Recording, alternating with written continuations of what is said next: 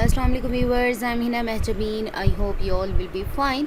आज मैं आपके साथ शेयर करने वाली हूँ MTA 302 business mathematics and statistics के क्विज़ नंबर 1 का सॉल्यूशन, जिसका सेट नंबर 2 है। सेट नंबर 1 ऑलरेडी मैं अपलोड कर चुकी हूँ, बट क्विज़ शेयर करने से पहले अगर आप मेरे चैनल पर न्यू हैं दैन प्लीज़ मेरे चैनल को सब्सक्राइब कर दें एंड बेल आइकन को क्लिक करना मत भूलिएगा, ताकि upcoming lectures, different assignments, quizzes and papers के नोटिफिकेशंस आप तक पहुँच जाएँ।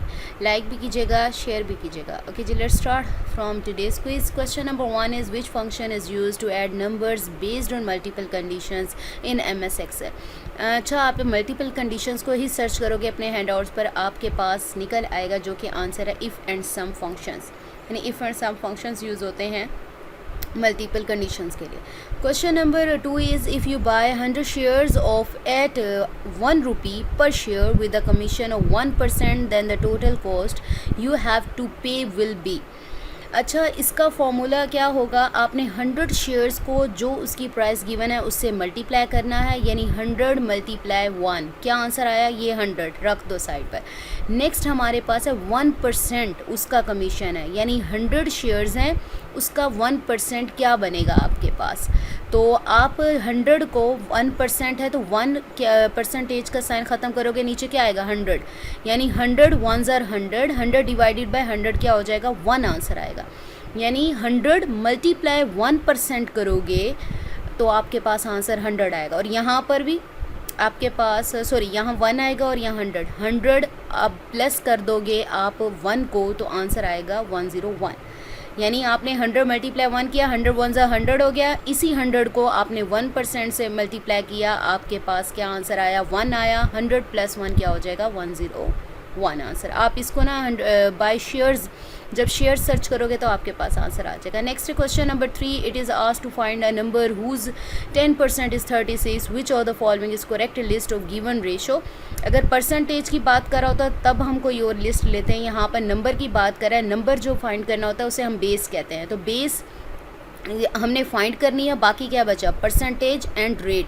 जो रेट होता है वो परसेंटेज में होता है और यहाँ पर नंबर क्या होगा हमारे पास? 36। ठीक है, ये इसका आंसर है। नेक्स्ट आ जाए क्वेश्चन नंबर 4 पर।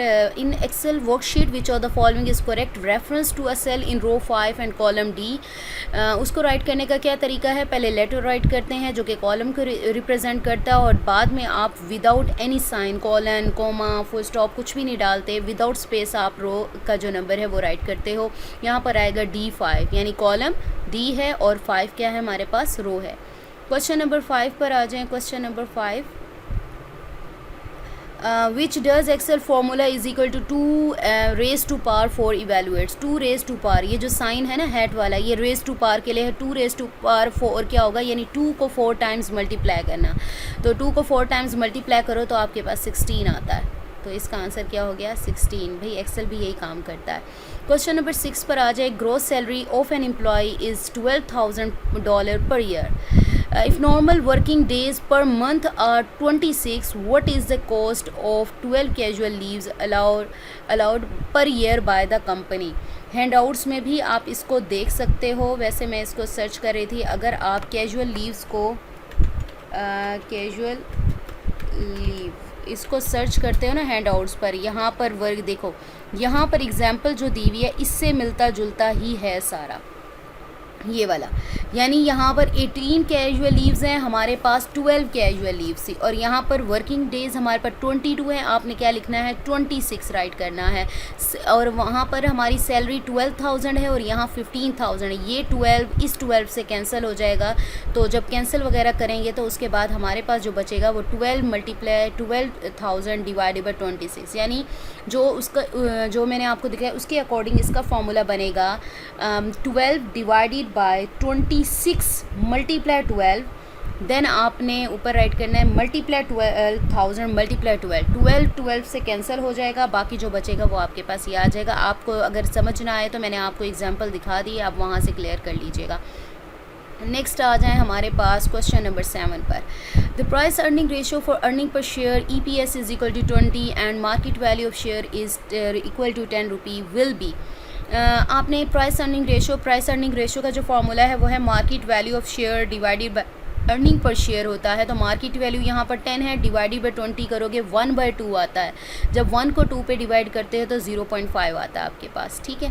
क्वेश्चन नंबर 7 भी कंप्लीट हो गया। Question number 8 is Zaid wants to buy a shirt that cost 249 rupees and sales tax is 7%, what is the total cost of it. ये सेट 1 में भी आया था क्वेश्चन, इसको मैंने सॉल्व करना वहीं पर बताया था। आंसर है 266.43 और ये मैंने आपको बताया था किस तरह से सॉल्व करना है। आप सेट 1 देख लीजिएगा इसके सॉल्यूशन के लिए। Question number 9 is which of the following result will be obtained by the Excel formula is equal to round of 2.356, 2। Round का जो फार्मूला है ये जो इसका क्या आंसर आएगा, मुझे लगता है आपको पता चल गया होगा, क्योंकि जब मैं लेक्चर्स पढ़ा रही थी तो मैंने राउंड का फंक्शन बार बार यूज़ किया था, आपको इसका यूज़ भी बताया था। अब ये जो वैल्यू दी हुई है, कोमा के बाद आप जो भी राइट करोगे उतने डेसिमल प्लेस तक इसे राउंड ऑफ कर देगा। राउंड ऑफ का मतलब ये है, सपोज करो यहाँ 2 है, इसका मतलब ये है कि पॉइंट के बाद जस्ट 2 वैल्यूज़ आएंगे। अगर यहाँ 2 की जगह 3 होता, मैं इसलिए बता रही हूँ आपको, हो सकता है आपको चेंज करके 3 राइट कर दें, 2 राइट कर दें, 1 राइट कर दें, तो इसका मतलब ये होता है कि पॉइंट के बाद आपने कितनी वैल्यूज़ राइट करनी है। यहाँ पर 2 राइट किया हुआ है तो मीन्स पॉइंट के बाद 2 वैल्यूज़ आएंगी, यानी 5 तक राइट करना है। लेकिन राउंड ऑफ करने का मतलब ये भी होता है कि 5 के आगे आपने देखना है नंबर, अगर 5 या 5 से ज़्यादा है तो 5 को कैरी दे देगा। अगर 5 से कम है नेक्स्ट नंबर तो आपको कैरी नहीं, उसे प्रीवियस नंबर को कैरी नहीं देगा, बल्कि वहीं ऐसे ही कैंसिल हो जाएगा। यानी अगर मैं देखूं मैंने 2 डेसिमल तक लेना है तो 5 तक आ रहा है।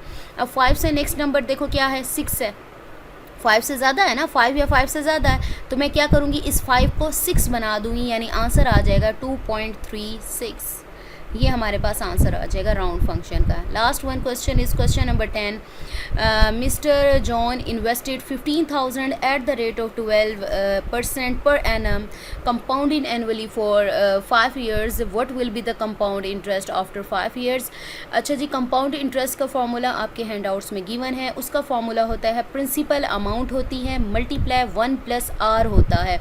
R रेट गिवन होता है, यहाँ 12% है, परसेंटेज ख़त्म करने के लिए से 12 को 100 से डिवाइड किया, 0.12 आया।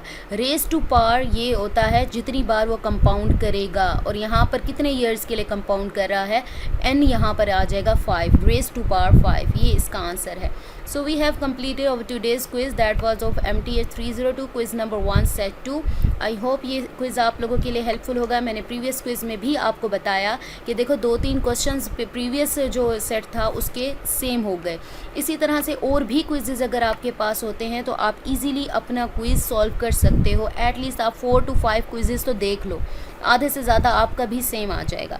ये नहीं कह रही कि पूरा सेम होगा, हो सकता है कि 90%, 80 to 90% क्विज़ेज़ सेम हो जाते हैं। सो मुझे अपनी दुआ में याद रखिएगा, अपना ख्याल रखिएगा। टेक केयर, अल्लाह हाफिज़।